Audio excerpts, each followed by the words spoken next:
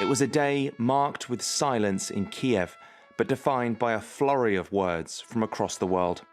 Leaders from Europe and Canada joining Volodymyr Zelensky in the Ukrainian capital to mark the third anniversary of his country's war with Russia. While they stood remembering the ultimate price paid by some in this conflict, their minds were likely on what it may yet still cost them all. The front line of this war has ebbed and flowed in the last 12 months. It is only in the last 2 weeks that the diplomatic picture has rapidly shifted. US peace negotiations with Russia have alarmed Europe and others, but few more so than the Ukrainian president himself. We hope that we can finish this war this year, not in 3 years. It's very, very difficult. Very difficult for all our nation to go through this war.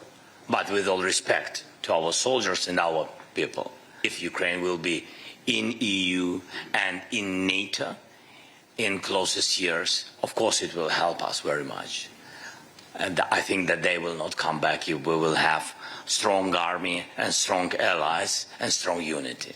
Ukraine, merits-based process, if they continue at that speed and at that quality, perhaps they could be earlier than 2030.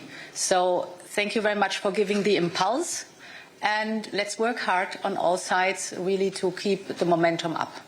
The path forward may not be so clear. As Turkey's Foreign Minister Hakan Fidan met with his Russian counterpart Sergei Lavrov, Turkey's role in securing peace has come to the fore, a week after President Recep Tayyip Erdogan met with Zelensky in Ankara.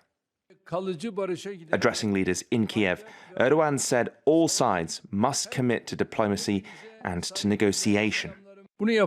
In doing so, we continue to uphold our strong support for Ukraine's territorial integrity, sovereignty and independence. Thank you, dear Volodymyr. Europe's own commitments to Kiev expanded on Monday, with Spain announcing additional support for Ukraine, including military aid worth more than $1 billion. British Prime Minister Keir Starmer declared new sanctions on Russian oil and banking entities, the largest since the early days of the war. Meanwhile, in Brussels, EU foreign ministers agreed on their own new package of sanctions, their 16th. The memory of the fallen is commemorated by President of Ukraine. Few have said they want the war in Ukraine to continue, but no one knows yet whatever peace comes to Ukraine will be able to last. Joel Flynn, TRT World.